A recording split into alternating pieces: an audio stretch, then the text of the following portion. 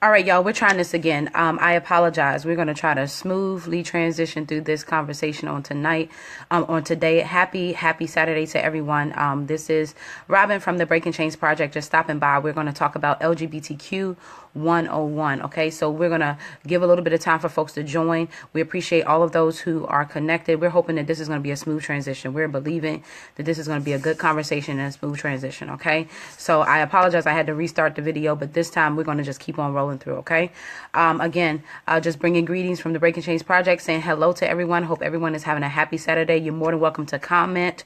This is definitely an interactive session. I don't like to talk the whole time. I like for you all to talk. Give me a little bit of your feedback. Let me know what you're feeling and what you're thinking, because it's so very important that your voice is heard. Okay. So today, I'm going to leave about 1 minute for folks to get connected, just so they can kind of catch it from the beginning. But folks who catch on later, definitely we'll keep the ball rolling. Again, greetings, everyone. Let me know you're out there. Say something to me so I know that you're there. I want to properly greet you. I can't see who's watching, so definitely would feel good for you all to just say, hey, how you doing? Check in or whatever. So again, we're going to be talking about LGBTQ 101.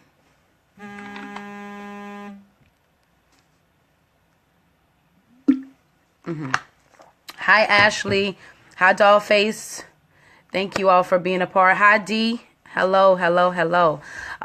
So we're going to get the ball rolling. But before we get the ball rolling, we're going to actually go back and recap. For those who were on the video yesterday, this is going to be redundant. But for those who are just joining, we want to just kind of go through what we talked about yesterday real quick. We just started the video talking about derogatory terms that are usually driven towards the LGBT community, and how that impacts our view of other people, and how it impacts our view of self. So definitely we brought up some terms that were very derogatory and how they impact us, and we just talked about that for a little bit. We moved on and talked about reestablishing a new base, reestablishing new conversations so that we know how to appropriately address one another. It's so important that we understand in our culture that we have to respect each other. And we talked a lot about living in truth. That is something we usually don't really speak on, but it's definitely happening in these conversations. So we talked about how you can live in your truth in different ways. Hi, Eve. Good afternoon to you, or good morning. You're still an hour away. That's right. So it's 11 o'clock where you are. Good morning. Good afternoon to everyone else. Definitely had some good conversation on yesterday. We had some extreme technical difficulties, and we're hoping that that doesn't happen today. Okay, we want to definitely be a part of this segment. We want to get you all interacting. We want to hear you all. We want to reestablish your voice, and we want to help you know and let you know that you're being heard and you're very valued. So definitely want to start this conversation. We're going to move. Today I have a few questions to kind of keep the conversation going in a way. But we're going to move into and talking about is it better to be in the closet or out the closet? We asked that question yesterday, and that is such a heavy question because so many people feel like it's safer to be in the closet. Then there's other people who feel like it's safer to be out of the closet, and we're going to kind of talk about that today. So as you're on, I hope that you will interact. I'm going to go ahead and get the ball rolling. But there were so many comments yesterday on that. There were a lot of people that felt like, it's easier to be in the closet. Why? Because a lot of people feel like they have a lot to lose to come out of the closet. There's a lot of rejection that people experience in coming out of the closet. And so in having this conversation, it's so hard sometimes to make one right and the other wrong. It's so very important that we understand each other's truths. And there was a lot of great comments, and we talked about that yesterday, especially when it comes to the church. Is it easier being in the closet or out the closet? I know in just my own personal experience, I spent a lot of time in the closet because it was easier. I felt like I was able to be more effective, when in turn I really wasn't. I was really destroying my inner being because I was acting like someone that I wasn't.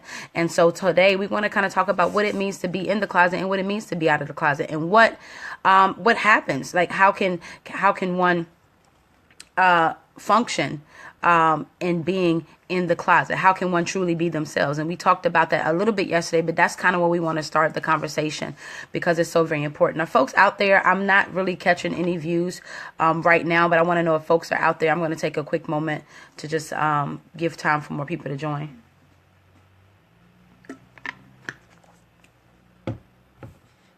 I see folks are watching, but I don't I can't see. Okay. So, anyways, I'm going to go ahead, and move this a little forward. LGBTQ 101. There are a lot of reasons why people may feel like it's easier to be out of the closet. One of those reasons is, I remember some folks yesterday talking about how important it was for them to come out because it helped their relationships, their family relationships get better. It helped them to be more connected to who they were. So it was easier for them to be out of the closet. Now I want to bring another perspective and talk about why it's so hard for some folks to be in the closet, or it's so easy for people to be in the closet. And again, it can be related to ministry. It can be related to church. It can be related to school. It can be related to so many different aspects. I know there's some folks who live in towns where it's very homophobic. Folks who live down south, it may not be as culturally accepted as it is in New York. So it's definitely easier to live in the closet. Now, the question that I want to pose to folks out there watching today is it effective? Are you able to live a full, true life when you're living in the closet? And I want to know folks' thoughts about that. Can you really live a true life when you are in the closet? Or are you so busy hiding yourself from other people because of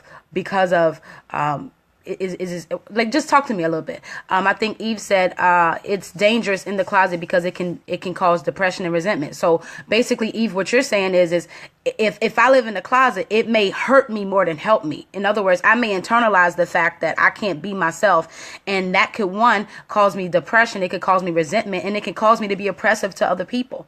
And that is something that we don't really think about when we talk about being in the closet. We do it for the sake of other people, when in turn we're making ourselves feel horrible. Thank you for your insight on that. So being in the closet is a very, very very deep topic, because there are a lot of people who are angry about other folks who are in the closet, and we're all in the same LGBTQ community. Even folks who are not watching, folks who are watching that are in the LGBTQ community, or that are outside the LGBTQ community. It's so important that we know that these dynamics definitely happen. There's a war going on with people who are in the closet and folks who are out of the closet. So folks who are out of the closet feel like life is better, and then folks in the closet at that moment feels like life is better, and it's a clash. And so I want to present that conversation today so we can talk about it in a way that would produce some type of healing, right? What does it mean to be in the closet? Is it safe to be in the closet? Is it culturally acceptable to be in the closet? Why do people choose to be in the closet? We think about that. Sometimes it's safety. Now, when we think about people from other cultures, I know that we have some followers who are from Jamaica and very oppressed states like that, or countries like that, where being gay is literally it's really a violation, and so people can die for being gay. And so sometimes it's a safety concern with people being in the closet. Lexi says, I see some prejudice within the LGBT community. Can you explain why? We talked about that a little bit on yesterday. I really appreciate that question, and I want to kind of jab on it just a little bit, and I want to get other people to chime in on their answers. But one of the things that happened while there's so much confusion and so much rejection and prejudice in the LGBTQ community is because there's so many labels, and so many people are living in their own truth, but not having the ability to respect other people's truth. And we talked about that a little bit yesterday. What does it mean to live in your truth? What does it mean to be who you are? What does it mean to live unashamed and saying, you know what, this is who I am, and you don't have to be out broad wearing rainbow everything, but you just showing up as you are. That is so very important, and I think that not enough people are talking about that. And because we know that these conversations are not happening, Lexi, we want to try to provide a space so people can talk about it. It is a lot of prejudice. There are people in the community who look at me like, are you trying to be a man? And I look at them like, absolutely not. And so there's a lot of confusion that happens within the culture, and I want folks to know that even though that definitely happens, we can definitely bring a change to that by having these conversations. Jessica said, people in the closet, are they ashamed? That is a great question. I want folks' thoughts on that. Tell me what you think about that. Are people who are in the closet ashamed? That is a deep question. We could talk about that the rest of the segment. And that is something that has been controversial for so many years, especially in the culture where men, there's a community within the LGBT community, which sometimes people separate. It's called men who have sex with men, MSM.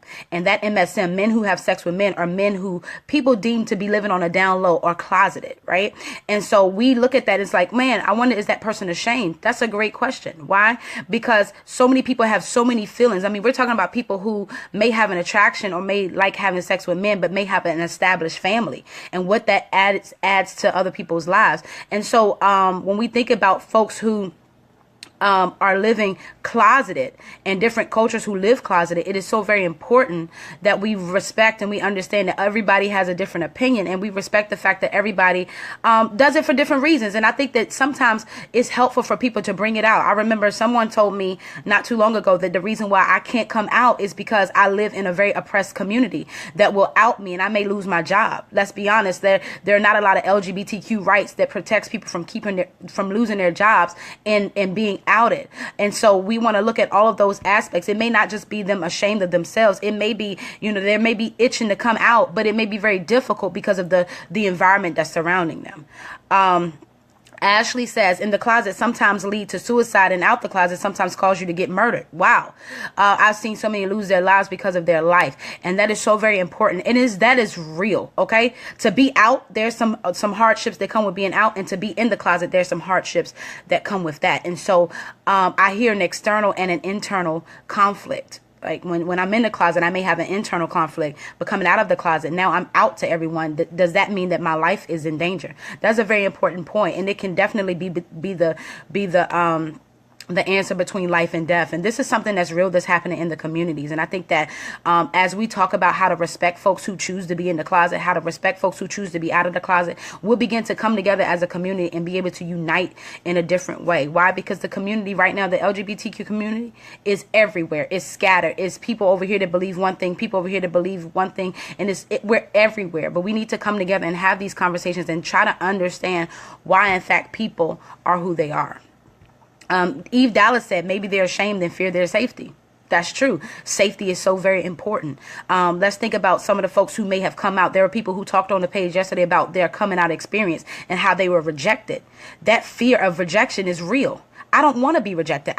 It took me years to know who I was. And when I finally come out, I want people to love me for who I am because I did something good. I finally discovered who I was. And when they come out, sometimes they get the complete opposite response. And that's painful. That's really painful. And so that fear of not only being ashamed or fear of safety, it's that fear of rejection. Let's think about that. Let's think about people who literally want to be LGBTQ, but for the longest time, we've taught that it's so wrong. We've taught that it is a opposing lifestyle to God. We've been taught that it is not culturally accepted. Okay, so there are people who are like, I'm afraid to be rejected. So I'd rather be who I am in the closet and kind of hide myself and not fully living my truth. Lexi says, I have a lot of friends who are homosexual or LGBTQ. We'll use that as an alternate term.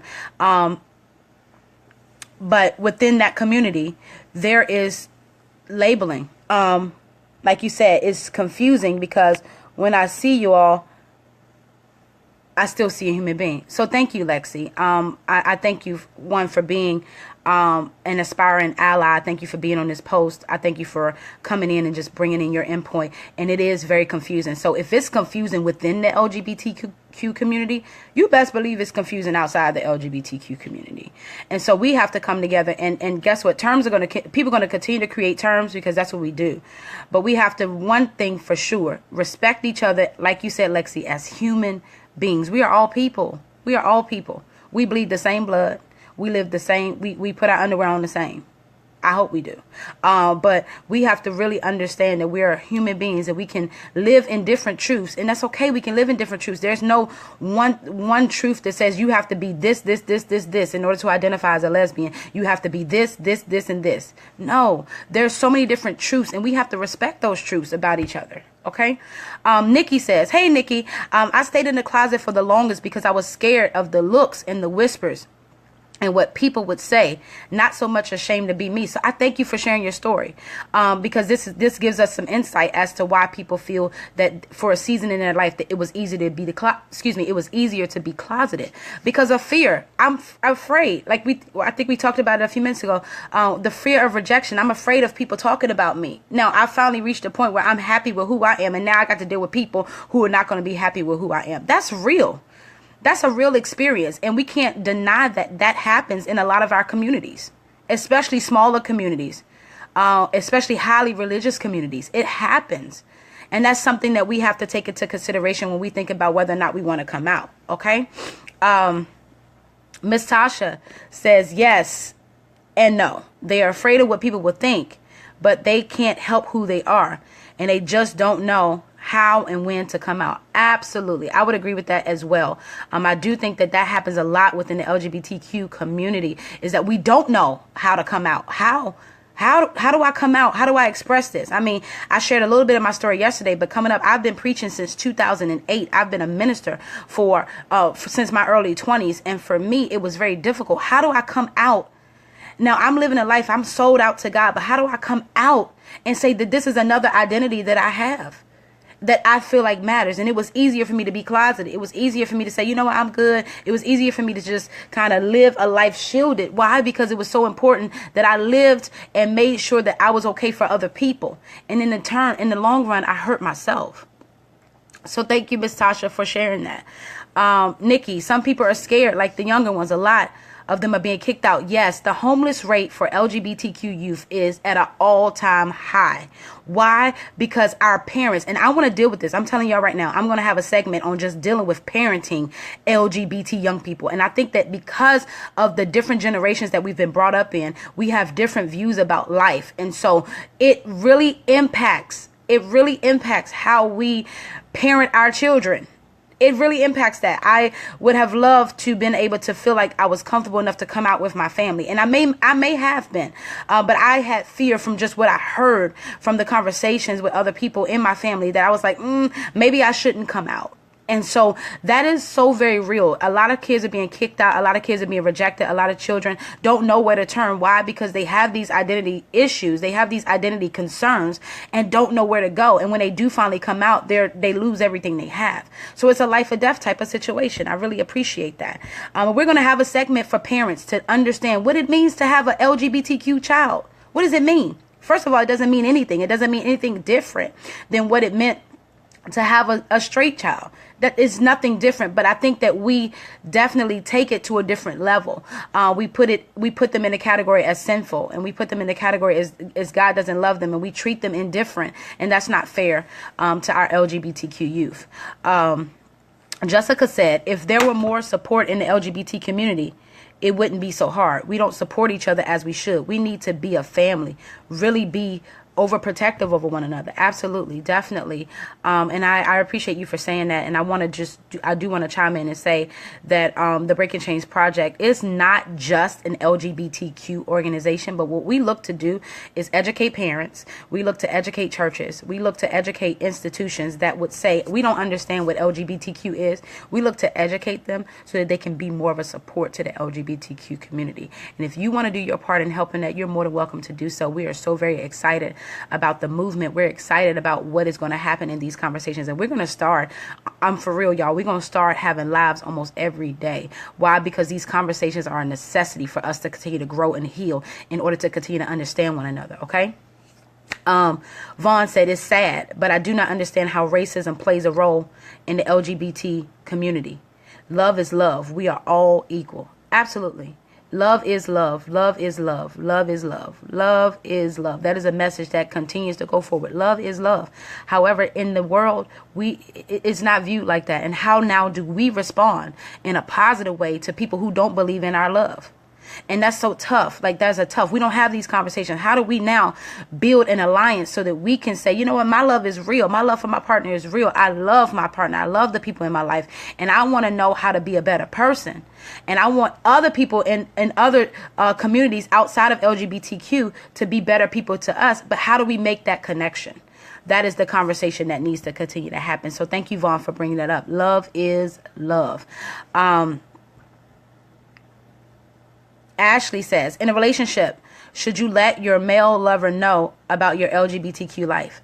I see my boyfriend, I'm assuming that BF or best friend, boyfriend, whatever, all the time, judge LGBTQ people, but he never thinks on how it affects me and others. So in other words, Ashley, thank you for that question. I want other people to chime in as well. I see people already commenting to Ashley. One of the things that I would say to you, Ashley, is let me go back to a question that we asked yesterday. I asked the question, is violence more prevalent among lesbian, gay, bisexual, transgender, or queer questioning folks. And a lot of people said trans folks. And you're absolutely correct. But I want to bring to light something else that most people don't realize. That their highest rate of violence happens with people who are bisexual. I did not see anyone.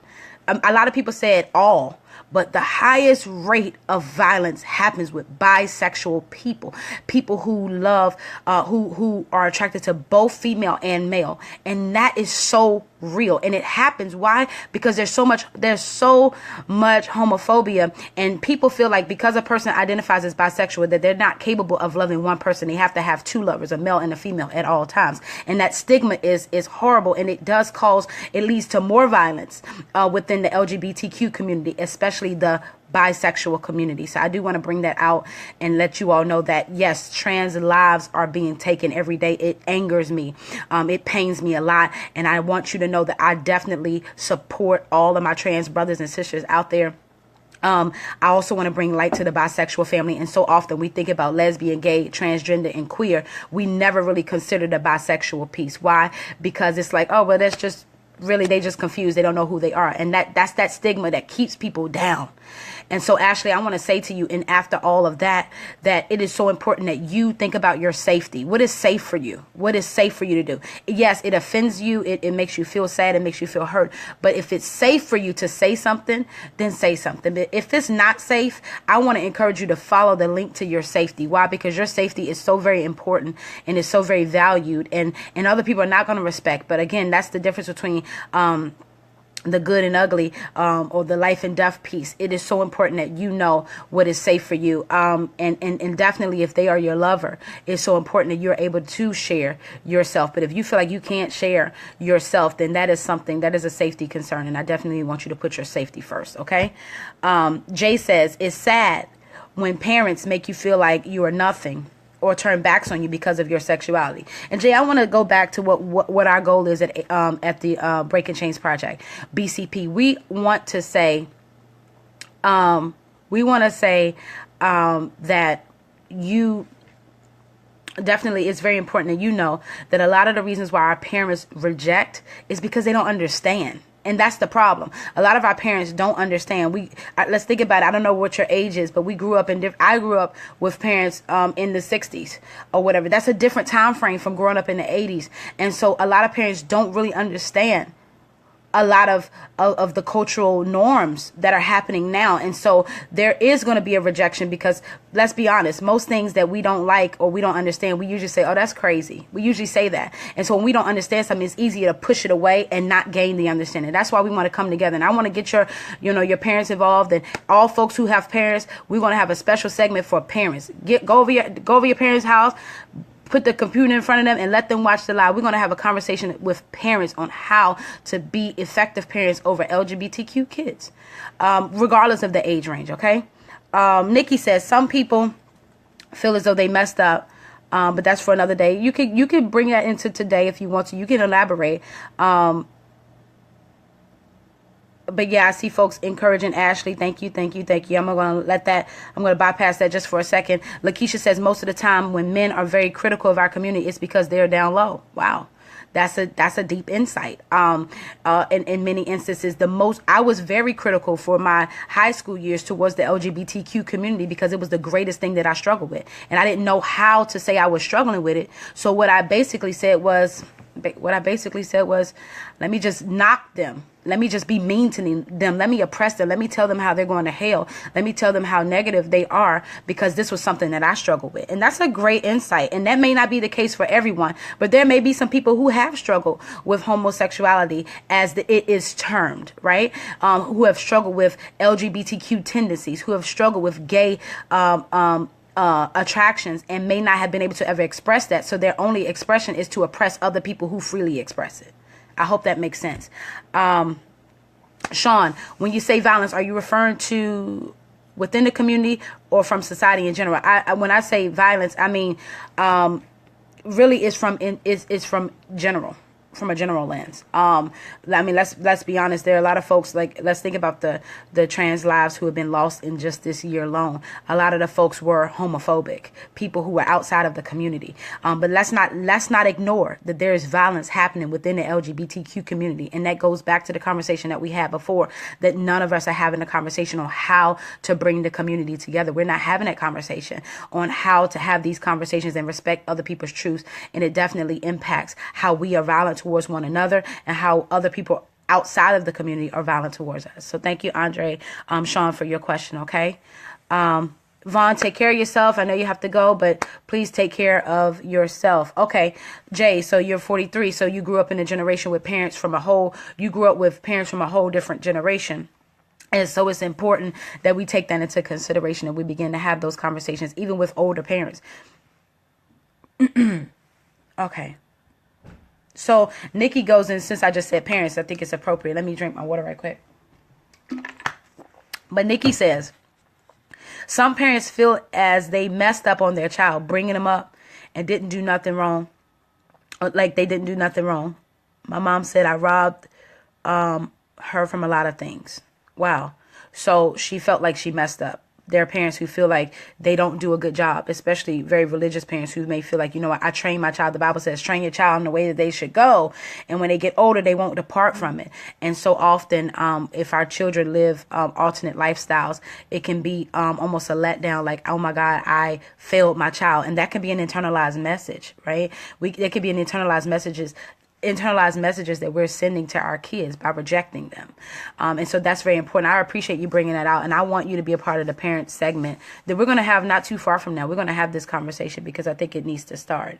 Dre, it sucks when your mom thinks that, in just support of Nikki, it's an attack on her, but we got to think about the internalized messages. And I want to kind of transition the conversation because I had a question for you all on today as we talk about internalized messages. What are some internalized messages that you have received that have impacted your life within the LGBTQ community? Okay. So if I have to say that again, I'll say it. Hi, Lolita. How has internalized messages impacted your life? How has it impacted you and your identity and you trying to be who you are in this life? And I'll kind of start an internalized message and giving an internalized message. Let's look at church for a second, okay? When you're being taught that your life is a sin, then you can internalize that message as God cannot love me. And that can impact so many areas of your life because of that internalized message. And so today I want you to kind of dig deep and think about this within or without the community. What are some internalized messages that you have received over your life that have impacted your identity right now? I'll give another example. Studs or AGs or masculine identified women should definitely act masculine, should act manly, or they're not considered a stud. How has that internalized message impacted you? And I know I'm asking y'all to go a little deep today. Excuse me, but I think it's the deep work that we need in order to grow. It's so important that you understand what drives your identity. There are a lot of people who want to live in truth and don't know how to live in truth because all of the internalized messages are clouding your own hearing. It's clouding your heart. It's clouding every aspect of your life.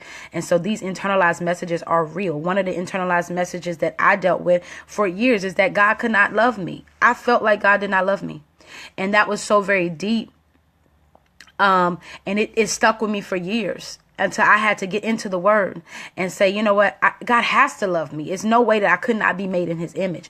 And so I want to appreciate all of you all for what you're about to share. And I want to make sure that you know that this is a safe space that we're providing for you. And we're definitely not going to entertain any negativity or any disrespect. Okay. Dre says, my mom told me that my son has a disability because of my life. Whew. Basically that God is punishing me for being a lesbian. First of all, Dre, I appreciate you for bringing that out. That is heavy. that almost took the wind out of me when I read it. And we know that that's a lie. We know that that's inaccurate, but that is an internalized message. I cannot imagine how long you've held on to that when you see your son every day, how long you've held on to the fact that my son may be punished because of me. And that is something real. Most people, when they talk about these situations, when people talk about different, when they oppress us with different messages, they don't realize how much it impacts the rest of our lives. And so we come against that today and we say that that's a lie. It may be deeper than that. Your mom may have felt like she failed you. And so instead of taking responsibility and saying, you know what, I felt like I failed you, and talking about that, she's had to put it off in another way. And so we take that out and we say that that's a lie, that your child is beautiful and is an amazing creation. Your child is your son is an amazing creation from God. And we want to definitely bring that out to light. Why? Because we don't receive those messages. And I appreciate you for bringing it out, because in order for us to heal from these internalized messages, we have to talk about them. Nikki, it used to affect me. I used to come home crying, and home was supposed to be a safe place, but it wasn't. So I left home. Okay. So definitely, talking about just the dynamics of just being who you are and trying to live in your truth, and how other environments may have been oppressive. Ashley says, when I came out, I was told that nobody in my family is gay, and her child won't be, and I wouldn't be in her house like that. So basically, you were told that you could not be who you are. And how did that impact you, Ashley? Let's talk a little bit. Like, tell me how that impacted you, and what internalized message, what internalized message that sent to you. Nikki said, I was told I was going to hell, and my kids will be lesbian, gay, because I'm living in my truth. And that's so very terrible, Nikki. I'm very sorry that you had to hear that. But this is something that is happening to children all over the world. It's happening to people all over the world. It's happening to our younger generation all over the world. Why? Because we think that the only people that can raise gay kids, the only people who have gay children or LGBTQ children are people who are LGBTQ. And that is so inaccurate and wrong, because guess what? Both of my parents are heterosexual and I'm gay. And we don't know how to biologically explain that, because I don't think that either one of my parents have same sex attraction. And I know that for sure. And so that's very important, that we have to stop labeling our communities as, you're gay, so you're going to have gay children. No, I've seen LGBTQ kids raise healthy heterosexual children.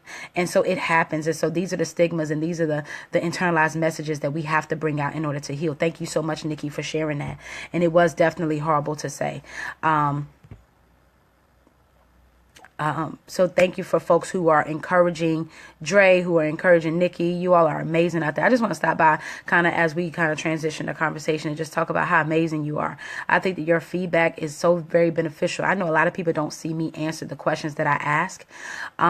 And it's not because I don't want to answer the questions. It's because I am only asking these questions to start facilitating conversation. Why? Because if we're not talking, a lot of people have been connecting to different people this week. I've seen a true connection and community, and I think that is a beautiful thing. And so I want to thank you all for being vulnerable, for being transparent, for just sharing, because your stories, you don't even realize that your stories are helping people who are not commenting, who can't comment because they're afraid to comment. They're helping other people get through. And so I want you all to know that we are definitely appreciative. Okay. Sean says, when I was younger, I was severely abused because I didn't like anything other. I didn't like any of the other boys. I didn't like any other boys my age liked. I was told dolls and makeup are for girls. Who assign a sex to toys and makeup? Absolutely. I appreciate this question. And basically, I'll reiterate what you say. You was told you were severely abused because you didn't like anything that other boys in your community like. You didn't like the boy toys. And it sounds a lot very familiar to me. When I was a kid, I liked playing with my brother's G.I. Joe toys. I liked playing with remote control cars. I had train sets. My mom, I'm thankful. She bought a lot of the stuff that I wanted, like train sets, keyboards, stuff that the average girl didn't play with. And so I'm very sorry that you experienced abuse. And no, there is no specific gender assignment, but society sets that standard. It says that dolls are for girls, and and trucks are for boys. And that society standard is what we're fighting against even in today. Because I'm a girl, I'm a female, I identify as a woman. However, I definitely like cleaning my car. I like putting rims on the car. I like different things that would make me more of a masculine individual. And so that's my identity and that's my truth. And there are a lot of cultures and a lot of places outside that don't validate that or respect that. And so I appreciate you for bringing that out, and definitely something that has to keep coming up in conversation. Why? Because we need to heal from what has hurt us so we can help other people heal and to help other people grow in different ways. Nikki says, when I came out, that's when you start writing. Hey, Nikki, we have Talented Thursdays. We have Talented Thursdays. And I'm saying this to everybody out there. If you're writing poetry, I need y'all on the page. I want you to record it. I want you to share it. Why? Because that will help someone else. Your story in its fullest artistic form is going to help somebody else get better. Okay. So I want to see y'all on Talented Thursdays bringing out, and I'm writing songs too. I'm trying to be a part and try to use my trauma as a space to create a healing space for someone else. And so I want to definitely invite you, Nikki, to be a part of the Talented Thursdays, or anyone else who is an artist, who writes, who wants to just pour an encouraging word out, who just wants to record what the Break and Change Project and how the Break and Change Project has changed you and has helped you, if it has helped you, and definitely bring it out. We will post it. Why? Because your voice matters. It's so very important. Ashley said it led to a lot of depression and making choices that now affect me. So basically, the oppression that you felt, the experience that you had, the negative experience that you had, has caused you to make some decisions that has impacted where you are even right now. And that's an internalized message. That is an internalized feeling. When you internalize something to the point where it impacts you in a way that drives you into making poor decisions for yourself or for other people, that's definitely something that has messed you up a little bit. And we want to talk about that. And I thank you for sharing how it impacted you. And I hope that your life is transitioning for the better now as you're having these conversations. Dre says, definitely pushing through and growing. He's wonderful. But it really did hurt, still does, as ridiculous as it is. The worst part is that she is in the church. She is one of the main reasons I don't even go anymore. And if that's the representation of the church, I'm good. My heart goes out to you for you even sharing that. That breaks my heart. And I know if it breaks my heart, it breaks God's heart to hear how our homophobia, and I say our homophobia, but how the homophobia of the communities within LGBTQ and outside of LGBTQ can impact the fact that people don't even want to be in an assembly of people who are supposed to love God. That's very powerful. And if I could just be transparent for a minute, I told you all I've been preaching since 2008. I was put out of two churches for being who I was. And I don't even think I shared that with my family. And it devastated. I think I shared it with my mom and maybe my siblings. But I was put out of two churches because of my lifestyle. And that impacted me in a way. And it breaks my heart. Why? Because I still love God. And I never stopped loving God. And these are the things that are happening to people all over. They're ostracized. They're criticized. They're put into a place where they feel like they're no longer accepted. And that is so very hurtful. So I thank you for sharing that.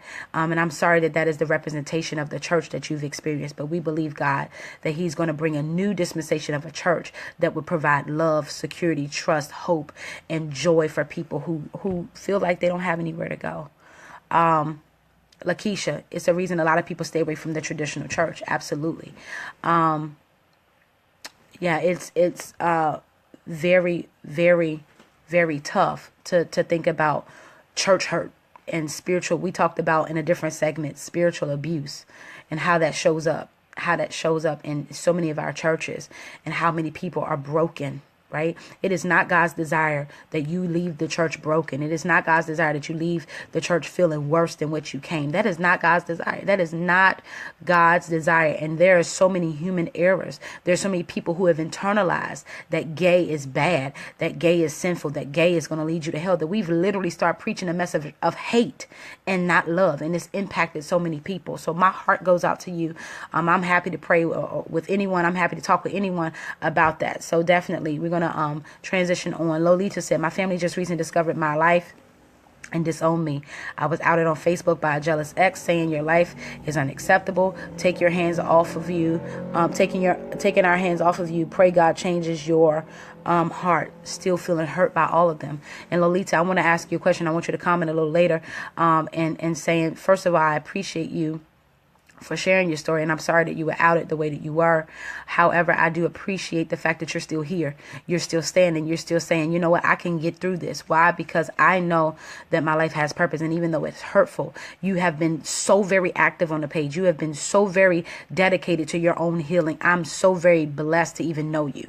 And so I really appreciate you, Lolita, for sharing it, and I'm sorry that that is happening to you, and I recognize that being outed is not a fun thing. It's not an easy thing.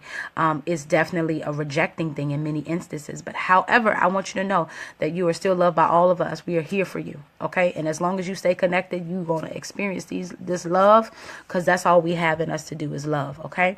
And Lolita Sean says it's time to love yourself and live in your own truth. And that's so very important. It's so very important that you begin to live in your own truth. And I want to kind of transition the segment to what it means. I want somebody to start commenting what it means to live in your truth. What does it mean to you to live in your truth? If you were sitting in front of a panel of folks, this is like a panel discussion. We're sitting in front of folks and people are like, what does it mean to live in your truth? How would you explain that to someone? How do you live in your truth? How can one live in their truth? Sean, I definitely want you to respond to this because I love your insight. How do you live in your truth? Sorry, Auntie, I didn't share it, but definitely it did happen. Hi, Auntie. Eve, I don't understand why people feel like they have to make a choice between being gay and having a relationship with God. Okay, so I want to know folks' thoughts on that. Why people feel like they have to make a choice. I mean, let's be honest. I mean, the Bible talks about, how it's an abomination. And so people are forced to make a choice, that they're taught that what their life is in opposition to God. And so they're forced to make a decision. For folks who are not religious, I'd like to hear some insights from folks like Brent. I don't know if you're watching, but Brent, if you're on, I would love your insight. I'd appreciate your insight from a perspective where you don't have a religious background. I do respect what you say, and so want to know your thoughts. And I know that you may not be a part of the community, but as an aspiring ally, I want to hear what you have to say if you're watching on today. Nikki, my godfather's a pastor who doesn't know I'm gay and never told him because I'm scared of what he may say or do. And I want to challenge folks who are in the church, who do believe in God. I want to challenge folks to look at some of the life of Jesus, to look at Matthew, Mark, Luke, and John, just to read through and to see how Jesus interacted with people. His interaction with people was not out of hate. It was in love. He called everyone out in respect. Even Legion, who had many demons, the Bible says, he called him out. He said, what is your name? He didn't say, hey, you man full of demons. He didn't say that. And so I definitely want to bring that out into perspective. We have to begin to change our character. I love everyone. I don't care how you show up in my life. I don't care if you choose to love God, if you don't choose to love God, if you choose to love Buddha, if you choose to love Confucius. I don't care who you choose to love. You are still a human being, and I still love you. Why? Because you are very valuable to me, and you're very valuable to the God that I serve. Okay? Definitely want to move into what we talked about as far as what does it mean to live in your truth. Jessica, I want to bring this out. You said, I just want my faith back and grow and learn about his words. I'm raised up in the church. Just need a better understanding. My family embraced that I chose. Okay, so when you say you want your faith back, I would love to hear more about what you feel concerning your faith. Okay, you said, I worry about what people say. It took me a long time to come out, even though I knew. Okay, so your concern is still fear of rejection. If I'm wrong, please tell me I'm wrong. But it sounds like your concern is still fear of rejection, and you wanting your faith back and wanting to be able to openly be who you are in your faith, in all of your connections in your relationship with God per se, without feeling like other people will have something to say. I want to say that people will always have something to say. People will always have something to say, and that's okay. What you have to do at the end of the day is begin to build up the Bible says to build up your most holy faith. You have to learn how to go to God on your own, and we can definitely step you through that process. But learning how to go to God and just say, you know what, I want to know what you think about me. I want to know how you feel about me. That's what I had to do. I had to say, God, wait a minute. I need to know what you think about me, because at the end of the day, it's what you say about me that matters, and learning that. And that's a very big step. And so definitely appreciating you for even confessing and saying that you want your faith back. Thank you for sharing that.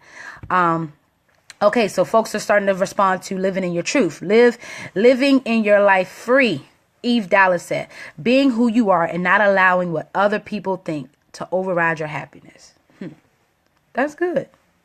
That's good. Living your life free, being who you are, and not allowing what other people think to override your happiness.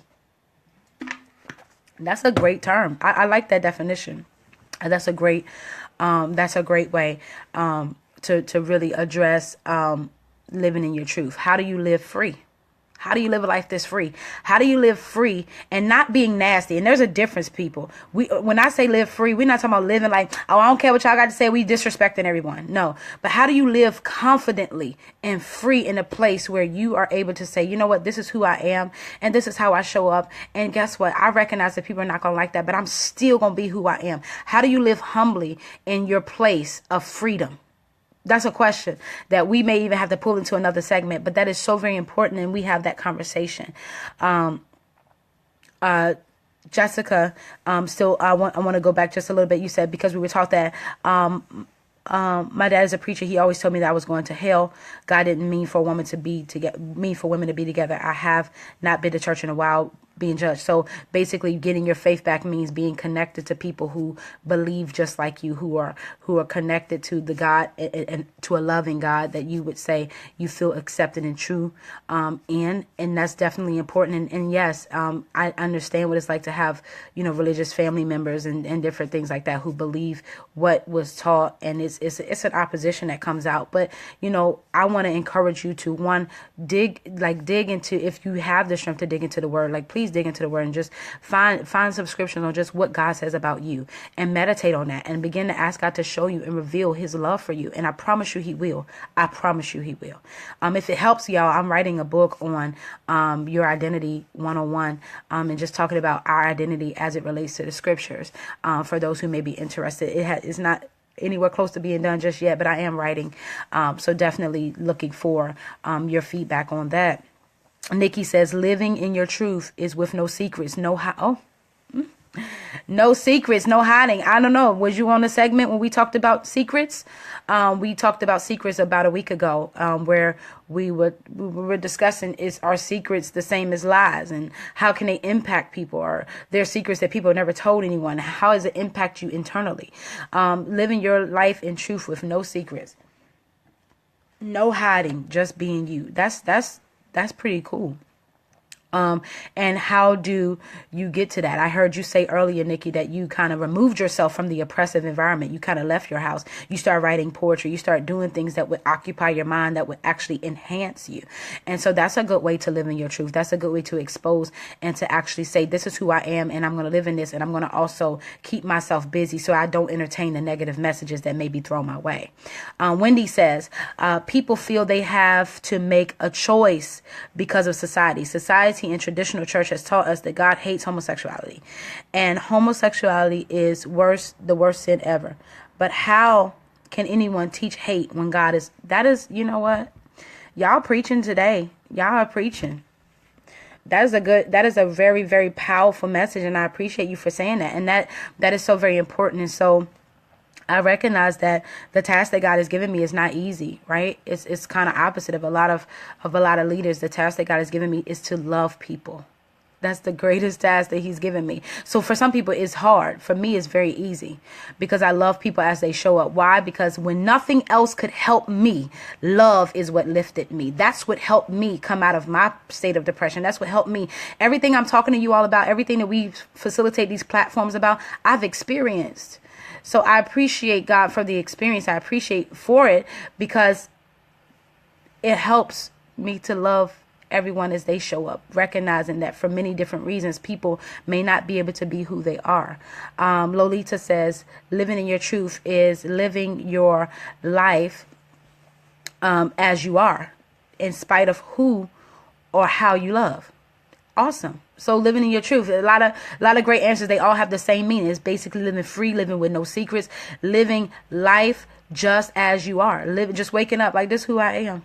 This is who I am, with my bonnet on or my wig off. Like, that's who I am. This is who I am. And guess what? I'm unashamed about who I am. And that is the moment where you reach a truth, where you no longer say, you know what, I do care what these folks think, but I care more about how I feel about me. That is a moment where you begin to live in your truth. Dre says, start knowing who you are and what you want out of life, wanting to live without boundaries and definition given to you by anyone else, right? And that's a very difficult thing. I appreciate the question that Sean raised earlier. How can you say that this is a boy toy and it's a girl toy? Like, how is it that society has that much right to say what we can and we cannot do, what people can and cannot do? And that is the messages that mess up so many people and causes us to think on this level that if things don't fit into this certain category, then it's not right. If things don't fit into this certain image, it's not right. And that's not fair to the creation that God created. So I definitely appreciate that, Dre. Sean said, after experiencing so many years of violence against me, including getting shot in Jamaica, I'm now living in my own truth. And what that means is that I am not scared anymore to be who I am. Wait, I lost my place. Okay. Who you was created to be. People used to tell me I shouldn't wear makeup. Now I do everywhere. Yes. And now let me tell you something. Sean, you know, I've seen you in person. You are fierce. Okay. I just want you to know. Okay. I'm a little bit jealous. All right. I appreciate you. You look amazing. Fantastic. Every time I see you. People used to tell me I walk like a girl and I was self-conscious about that. But now I see that walk. But the truth is that I came to a place where I don't care what people have to say about me anymore and focus on God and how much he loves me for being me. So a lot of folks are saying that. And thank you, Sean, for even giving that example. And I'm so sorry that you were shot and all of the things that you experienced in Jamaica. I'm truly sorry about that. However, I do thank you for sharing your story because it's a blessing to me and it's also a blessing to other people, I'm sure, that's hearing that. It is so very important that we focus for those who do believe in God. I'm going to say that because I would be oppressive to say you better believe in God because that's the only way. No, I do believe in God. That is my faith. I'm never going to deny who I believe in, but I'm also going to be just like God and give you a choice to say whether or not you believe in God, because that's so very important. And so for you, if you choose to believe in God, I will say that focusing on God and what he thinks about you is so very important. It is so very crucial in order for you to shape your identity. Yesterday, we asked the question, what does God look like? And there was a lot of controversy with that, right? And the reason, and I'll say this again, I'm going to repeat it again. The one reason why identity was never really established when it came to God, we don't really know what God looks like because the identity of God doesn't matter. What matters about God is his love. What matters about God is his truth. What matters about God is his righteousness, his holiness, and all of those other aspects that we forget to teach people about because we're so busy looking at identity. And so that is such a very intriguing point that comes from these segments and these conversations and just knowing and getting to understand who God is. When we think about God, we think about love, right? Wendy said earlier, God is love. How can we preach hate when God is love? That is a characteristic that won't ever die with God. So if we are of God, if we are believing ourselves to be people of God, for those who choose to believe, then we have to show the characteristics of God. Okay, so Wendy says, living in your truth is being confident, thinking positively, and loving who you are, not thinking that you have to hide who you are.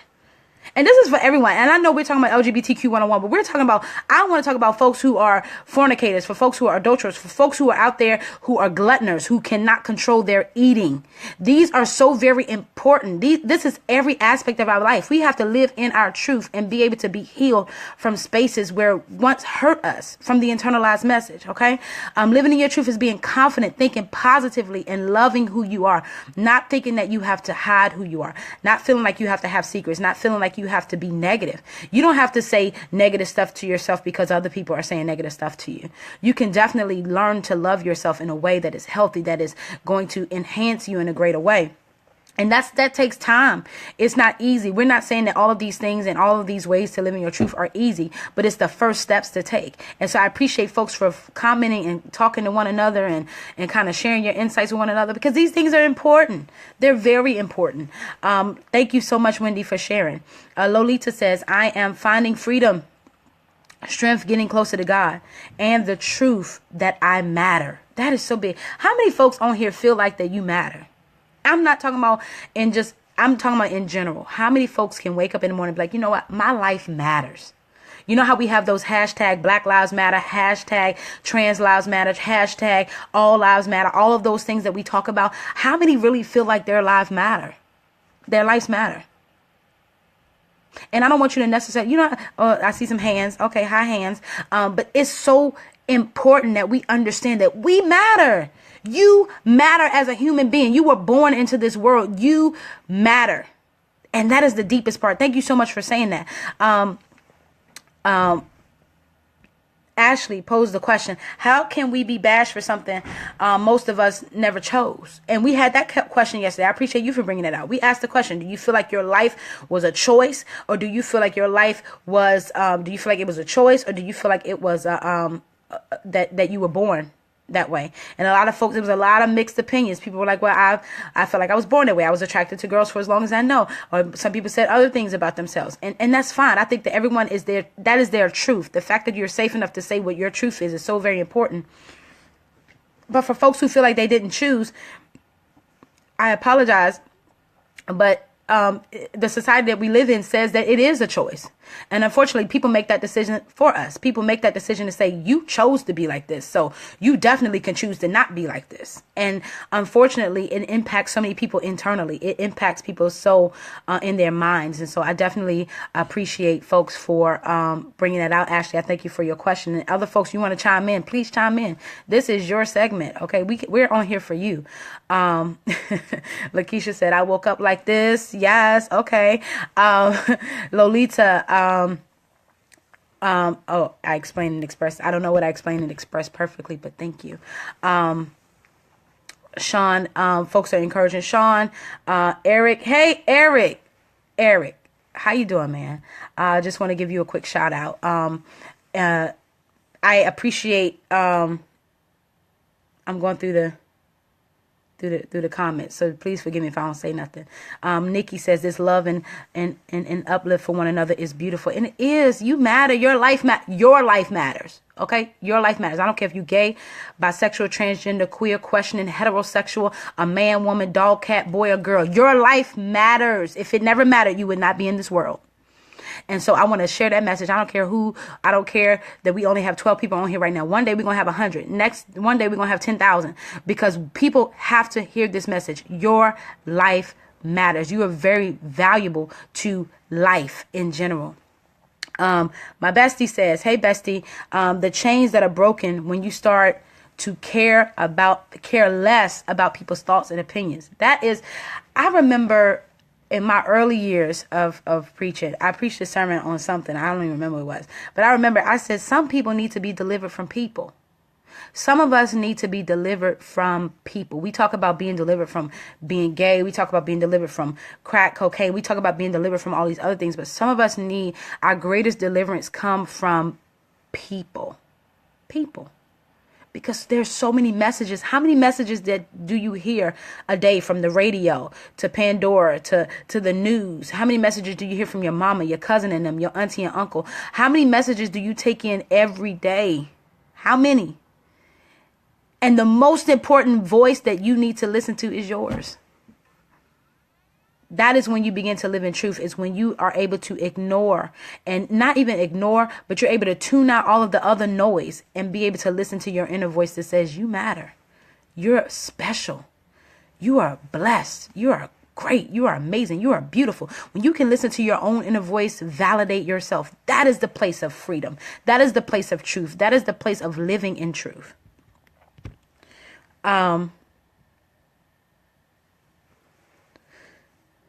And that's fine. I see some folks say, I'm sorry, I don't. And I'm assuming this is to the question of how many feel like their life matters. I'm a little bit delayed because I want to make sure I touch everyone's comment. But Nikki says some days I don't. Dre says most days. Lakeisha's waved her hands. Jessica says sometimes or whatever. Thank you, Jessica, for listening. I'm sorry that, I hope that you don't get in trouble at work. Please don't lose your job. Please don't lose your job. I promise you, we'll tie back into the live feed, but please make sure you're okay and you're intact. But thank you for tuning in, even at work. Wendy says, I was told it's a choice. I chose to be miserable for years, hiding who I was, depressed, unhappy, on medication, etc. It is not a choice for some people. So when we think about how our lives are impacted by society and the choices that we make, sometimes when we choose to be closeted, this goes to the question that we asked earlier. What does it mean to be closeted? Is it easier to be closeted or is it easier to be outed? There are some people who live right now that says, I will die closeted. And that is okay. That is your truth. And I respect that. There are other people who say, I will die if I don't come out.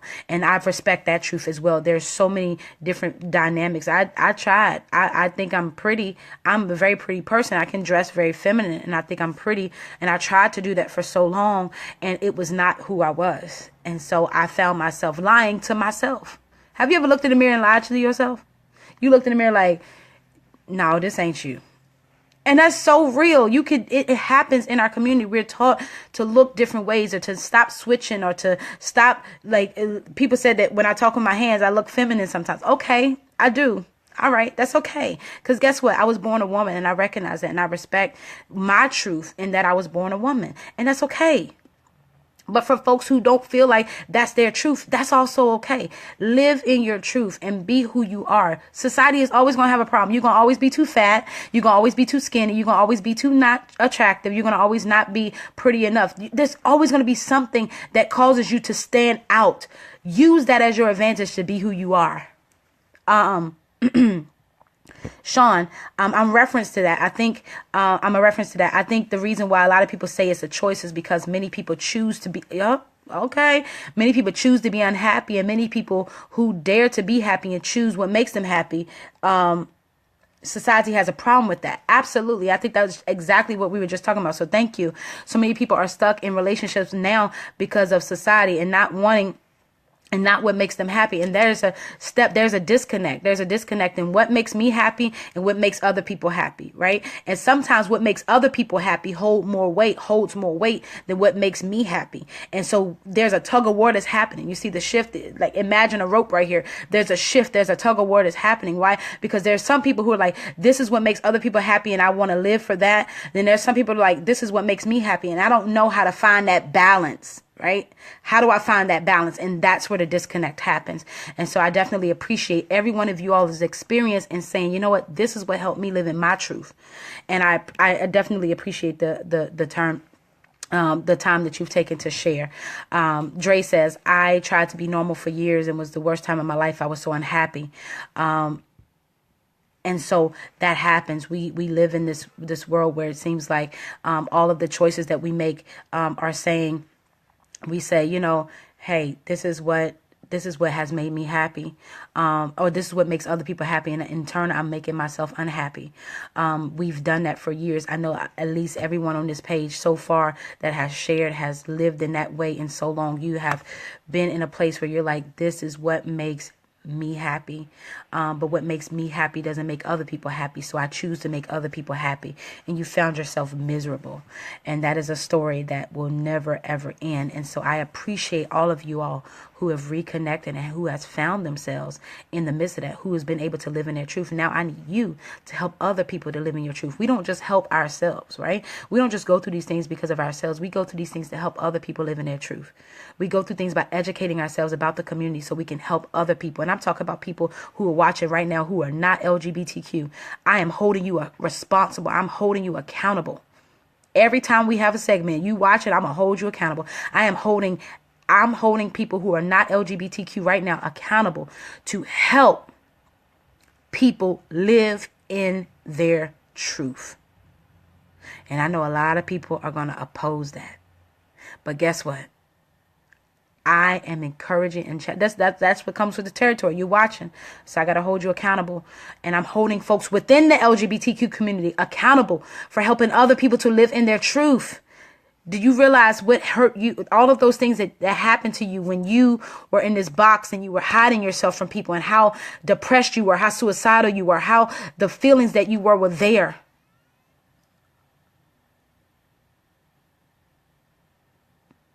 I want you to dig deep into that and help someone else live in their truth so they don't have to go through that. Lolita says, I used to be sensitive to others' judgment of throwing. I used to be sensitive to others' judgment of me. Now, my truth may not make others happy. It won't make others happy. Your truth won't make others happy. But guess what?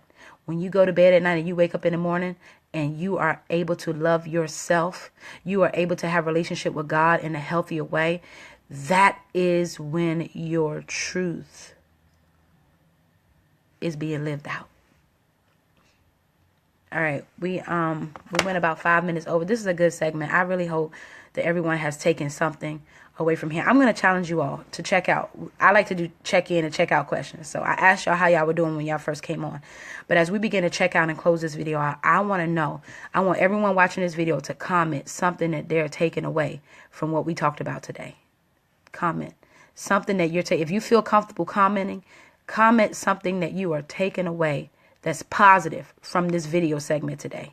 This is what helped other people. Dre, I appreciate you too. You are definitely a blessing.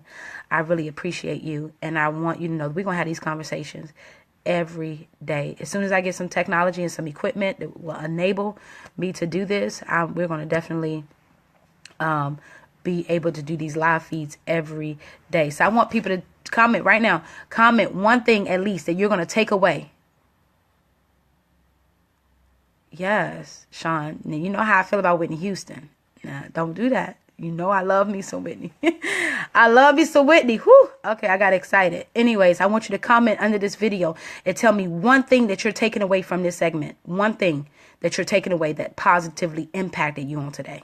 I don't care if the one word is encouragement. Take encouragement with you. Today, it is so important that we know that these segments are impactful. They're needed. We know that they're needed, but are they impacting your life in a way? We want to definitely make sure we're not being oppressive, that we want to be inviting. We want to help you. So as we close out, Lakeisha saying, being accountable. Awesome.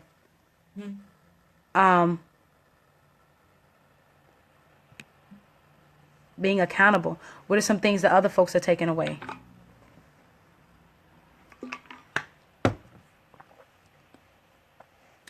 Eve, that was beautiful.